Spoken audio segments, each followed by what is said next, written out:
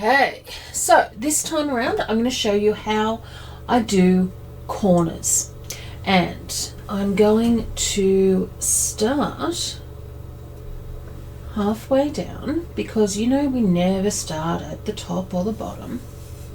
So when you want to start your quilt, you want to pull some of the fabric out after it's been folded by the machine and use you can use your fingers, but I get a better job with a little pressing tool, just a finger press tool that then allows me to preset my fabric in there.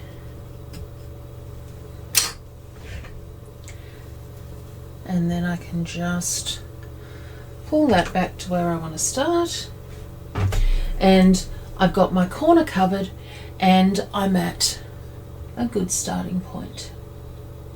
So we're just going to pretend that this little square is a full-sized quilt.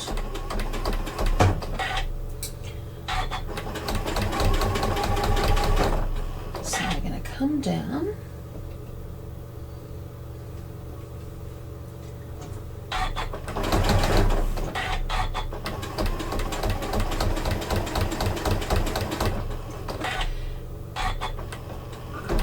and we're going to stitch all the way to the end, do a locking stitch and cut. Now I'm going to move you around a little bit just so that you can see exactly what I'm doing here, because again all I'm going to do is pull some of that fabric out so that I can play, and I'm going to press those corner pieces in. So now we've got the edge of our quilt and we've got our lining here. What I can do is now fold that over so that we get a nice square corner. Make sure that it's square on both sides. And then I'm just going to use a piece of painter's tape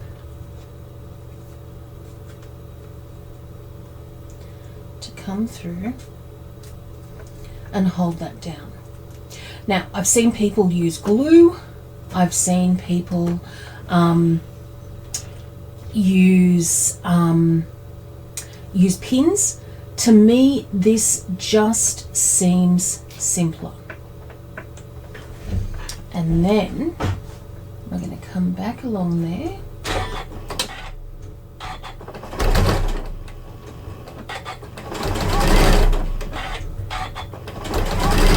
and stitch along.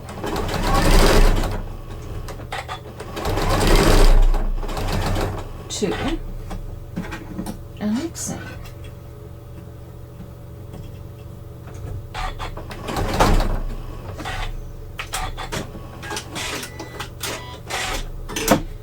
Again, pull it straight out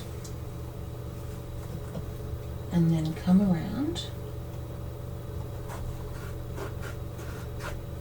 and press that seam. Now let's have a look at what this seam looks like.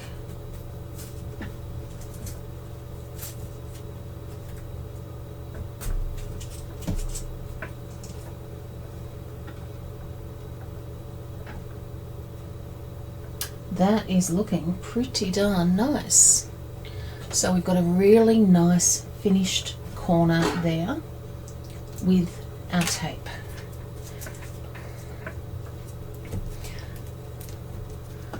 So again, I'm going to cut myself another piece of tape.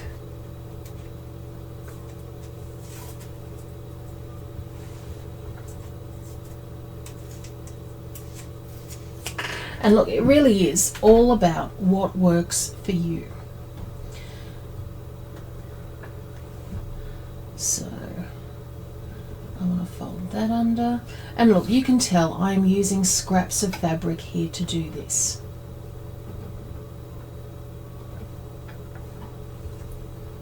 Obviously your quilts would be much more beautifully done with fabric choices, etc.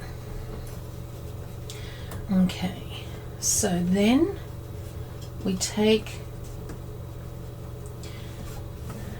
and the problem is always, and I've used really short pieces here because I'm using up fabric, but it's always more difficult when you're going backwards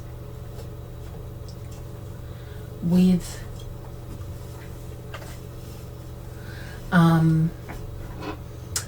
that fabric join up. So I'll come through.